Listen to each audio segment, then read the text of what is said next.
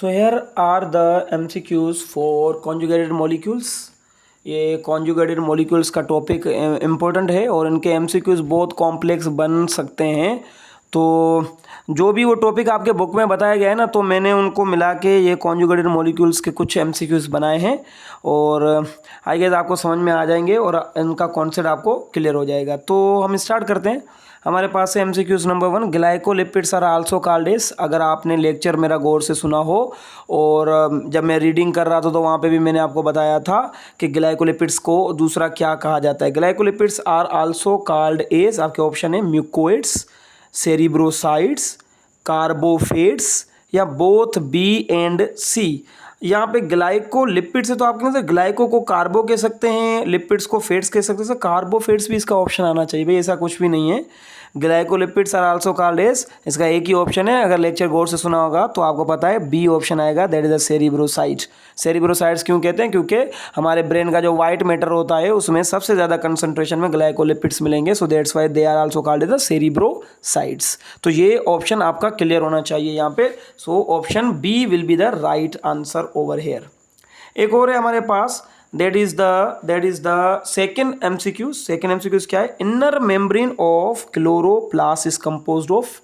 ये भी रट्टाफिकेशन है और आपने अच्छे से समझना है, इस रट्टे वाली चीज़ों को। तो देखिए यहाँ पे inner membrane of chloroplast is composed of dash. Option A है mucoids, option B glycolipids, option C lipoprotein and option D nucleoprotein. तो इसका जो सुइटेबल आंसर आना चाहिए तो ये है कि भाई इनर मेम्ब्रेन जो होती है ना वो ग्लाइकोलिपिड्स से बनी है। तो आपको पता है ग्लाइकोलिपिड्स इसका सुइटेबल आंसर होगा। सो म्यूकोइड्स और हमेशा कह सकते हैं कि ग्लाइकोप्रोटीन वो एक ही बात है।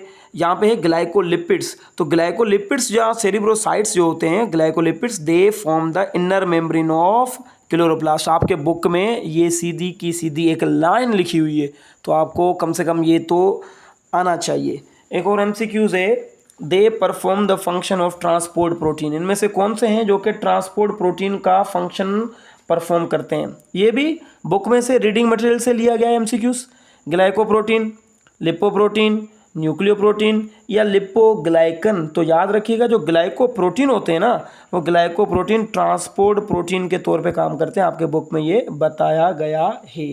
एक और एमसीक्यूज है और अच्छा, ये चीज़ें जो मैं यहाँ पे बता रहा हूँ ना, ऐसे ही एमसीक्यूज आ सकते हैं आपके किसी भी टेस्ट के अंदर, तो आपको ऐसे ही इनकी प्रैक्टिस करनी है। ये एमसीक्यूज मैंने बुक में से बनाए हैं और बुक के अंदर जो जो चीज़ें बताई गई हैं उस हिसाब से मैंने बनाया, तो आपका कॉन्सेप्ट क्लियर हो जाएगा यहाँ से। They help in transportation of lipids and blood plasma. इनमें से कौन सा है जो कि ब्लड प्लाज्मा जो होता है हमारे ब्लड के अंदर, उसकी ट्रांसपोर्टेशन में हेल्प करता है?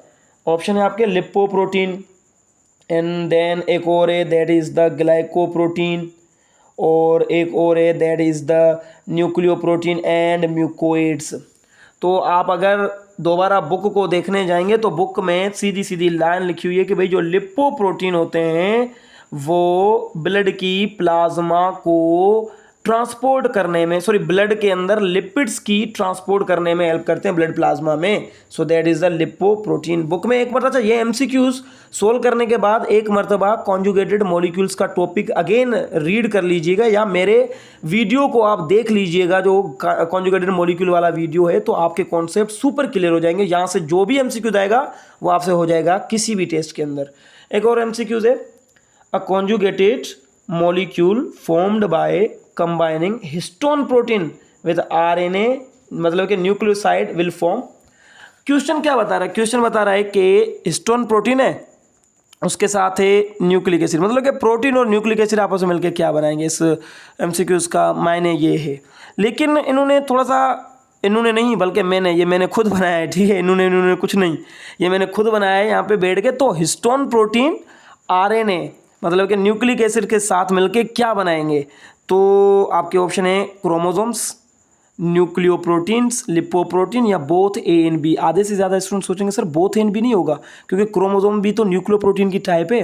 लेकिन मुझे ये बताएं क्या क्रोमोसोम्स के अंदर आरएनए होता है? आरएनए होता है, आरएनए इतना नहीं होगा, डीएनए ज़्यादा होता है। मुझे पता है आरएनए की कंसंट्रेशन थोड़ी सी पाई जाती है, लेकिन सबसे ज़्यादा डीएनए होता है। और इसका सुइटेबल आंसर क्या आना चाहिए, क्योंकि यहाँ पे स्पेसिफाई किया गया है कि न्यूक्लिक एसिड, प्रोटीन और न्यूक्लिक एसिड तो स्पेसिफाई किया गया है, तो समझ आइएगा। तो option should be nucleoprotein. Nucleoprotein बनेंगे, स्टोन प्रोटीन और आरएनए आपस में मिलके क्या बनाएंगे, न्यूक्लियोप्रोटीन। क्योंकि आरएनए क्या है, न्यूक्लिक एसिड है, और स्टोन क्या है, वो प्रोटीन है। तो प्रोटीन और आरएनए मिलकर क्या बनाएंगे, न्यूक्लियोप्रोटीन बनाएंगे। कॉन्सेप्ट क्लियर होना चाहिए आपका। यहाँ पे नीचे एक और ऑप्शन क्वेश्चन दिया गया है, following must be component of egg yolk. इनमें से कौन सा है जो कि एग योक का कंपोनेंट है। अगेन ये रट्टाफिकेशन है, रट्टे वाली चीज़ है, बुक में बताई गई है ऑलरेडी। ऑप्शन आपका है लिपोप्रोटीन, न्यूक्लियोप्रोटीन, ग्लाइकोप्रोटीन या म्यूकोइड्स। एक बात याद रखिएगा, यहाँ पे जो ऑप्शन बताए गए उनमें म्यूकोइड्स और ग्लाइकोप्रोटीन एक ही बात होती है, तो ये ऑप्शन नहीं होगा। न्यूक्लियोप्रोटीन आपको पता है राइबोसोम्स, क्रोमोसोम्स और क्रोमेटिन मटेरियल में पाया जाता है। और लिपोप्रोटीन जो होता है, समझिएगा concept, lipoprotein is the last option जो कि यहाँ पे आपने लिखना है कि भाई लिपोप्रोटीन आपको मिलेगा कहाँ पे मिलेगा, एग योक के अंदर। बुक के अंदर ये पूरी की पूरी सीधी सीधी लाइन बताई गई है, सही है। लास्ट एमसीक्यूज करते हैं कॉन्जुगेटेड मॉलिक्यूल्स में से, एंड देन फिर एंड करते हैं इस वीडियो को। तो यहाँ पे बताया गया है, this is not function perform by glycoprotein. इनमें से कौन सा है फंक्शन जो कि ग्लाइकोप्रोटीन परफॉर्म नहीं करते। तो आपको अगेन ये चीज़ आनी चाहिए सबसे पहले कि भाई ग्लाइकोप्रोटीन क्या है। दूसरा आपको आना चाहिए ग्लाइकोप्रोटीन कौन कौन से फंक्शन प्रोवाइड करता है बॉडी के अंदर, और फिर आपको ये सारी चीज़ें आ जाएंगी। ऑप्शन आपके हैं, as receptor, as antigen, as a part of egg albumin या माइलिन शीथ। इनमें से एक ऑप्शन होगा। तो एक चीज़ याद रखिएगा, जो ग्लाइकोलिपिड्स होते हैं ना, वो सेरिब्रोसाइट्स कहलाते हैं। मैंने आगे बताया था ऊपर, ग्लाइकोलिपिड्स को सेरिब्रोसाइट्स कहा जाता है। मतलब कि ब्रेन का वाइट मैटर बनाते हैं, तो वाइट मैटर बनाते हैं तो इसका मतलब ब्रेन की नर्व्स भी वही बनाते होंगे। तो यहाँ पे जो ऑप्शन लग रहा है वो माइलिन शीथ आना चाहिए, क्योंकि जो हमारे पास ग्लाइकोप्रोटीन है वो एंटीजन के तौर पे भी काम करते हैं। एंटीजन क्या होते हैं भाई, हमारा जो आरबीसीज होते हैं, हमारे आरबीसीज रेड ब्लड सेल होते हैं। उन रेड ब्लड सेल के ऊपर आपको एक प्रोटीन मिलती है, इस प्रोटीन का नाम होता है एंटीजन।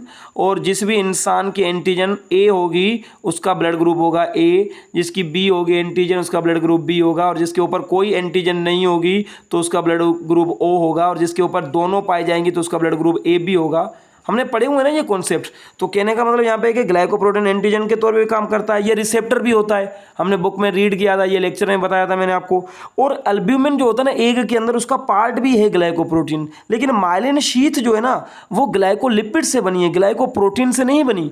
तो इसका मतलब यहाँ पे सुइटेबल जो ऑप्शन आना चाहिए वो सुइटेबल ऑप्शन होगा D is the suitable option जो कि आपको आना चाहिए। तो ये कुछ एमसीक्यूज हैं, आई गेस समझ में आए होंगे। अभी भी अगर आपको कोई प्रॉब्लम है तो आप कमेंट सेक्शन के अंदर मालूम कर सकते हैं इन चीज़ों को, और कोई भी प्रॉब्लम होगी आप पूछ सकते हैं। इसके अलावा मैंने आपको एक चीज़ यहाँ पे, जब मैं फर्स्ट लेक्चर आपको पढ़ा रहा था, सेकंड लेक्चर, तो वहाँ पे मैंने बताया था कुछ कोई एक टेबल था, वो मैंने थोड़ा सा आपको कहा था कि अभी आपको यहाँ पे समझ में नहीं आएगा, जब पूरा चैप्टर हम पढ़ लेंगे तो वो टेबल आपको फिंगर टिप्स पे याद हो जाएगा। तो उस टेबल की रीडिंग करवा देता हूँ, उसके अंदर जो जो चीज़ें हैं वो मैं आपको यहीं पर ही इस लेक्चर के अंदर ही रीड करके समझा देता हूँ। मैंने आपको कहा था कि अभी आप ये छोड़ें, जब हम फर्स्ट या सेकंड लेक्चर पढ़ रहे थे बायोलॉजिकल मॉलिक्यूल्स का, तो वहाँ पे ये वाला जो टेबल है वो मैंने आपको छोड़ने के लिए कहा था। यहाँ पे कुछ चीज़ें हैं जो कि आपको उस वक्त समझ में नहीं आती, लेकिन अभी जैसे ही चैप्टर हमने कंप्लीट किया तो हर एक चीज़ आपको ऑटोमेटिकली रीड करते ही समझ में आ जाएंगी। मैं आपको समझा देता हूँ। देखें, यहाँ पे बायोलॉजिकल मॉलिक्यूल है कार्बोहाइड्रेट, एग्जाम्पल है ओलिगोसेक्राइड एंड पॉलीसेक्राइड, इनका यूनिट है मोनोसेक्राइड, आपको पता है हम पढ़ के आए। और लिंकेज कौन सा होगा, ग्लाइकोसाइडिक लिंकेज। कार्बोहाइड्रेट में जो ग्लूकोज और ग्लूकोज के बीच में लिंकेज होता है वो ग्लाइकोसाइडिक लिंकेज। कैसे बनता है बताया मैंने। फिर हमारे पास है बायोलॉजिकल मॉलिक्यूल्स, प्रोटीन और उनका यूनिट है अमाइनो एसिड, और इनके बीच में लिंकेज है पेप्टाइड लिंकेज। फिर हमारे पास लिपिड्स, लिपिड्स में डाइवर्स ग्रुप होता है ये, तो फैट्स और ऑयल्स जो होते हैं वो ग्लाइसरॉल और फैटी एसिड कंटेनिंग होते हैं, और ईस्टर लिंकेज पाया जाता है। फॉस्फोलिपिड में आपको ग्लाइसरॉल मिलेगा, 2 फैटी एसिड, एक फॉस्फेट, एक कोलिन, तो इनके अंदर ईस्टर लिंकेज भी मिलेगा और कार्बन कार्बन लिंकेज भी मिलेगा। टर्पिनोइड्स बनते हैं आइसोप्रिनोइड यूनिट से, और इनके अंदर कार्बन कार्बन लिंकेज मिलेगा। आपको पता है न्यूक्लिक एसिड जो होते हैं वो डीएनए और आरएनए कंटेनिंग होते हैं, वो आरएनए और डीएनए न्यूक्लिक एसिड होते हैं, और यूनिट्स क्या होंगे, डीऑक्सीराइबोन्यूक्लियोटाइड्स और राइबोन्यूक्लियोटाइड कॉन्सेप्ट आपको मैंने क्लियर किए हैं। और बॉन्डिंग कौन सी होगी, phosphodiester bond, and phosphodiester linkage. So conjugated molecule different molecule से ये बनते हैं और डिफरेंट लिंकेजेस होती है। देखिए उस वक्त ये मैं अगर आपको समझाता ना टेबल, कुछ भी समझ में नहीं आता, लेकिन अभी देखें बिल्कुल आपके एक एक वर्ड और एक एक पॉइंट आपको समझ में आया होगा। क्लियर हो गया कॉन्सेप्ट? सो ये चैप्टर आपका ऑफिशियली अभी खत्म हुआ, बायोलॉजिकल मॉलिक्यूल्स।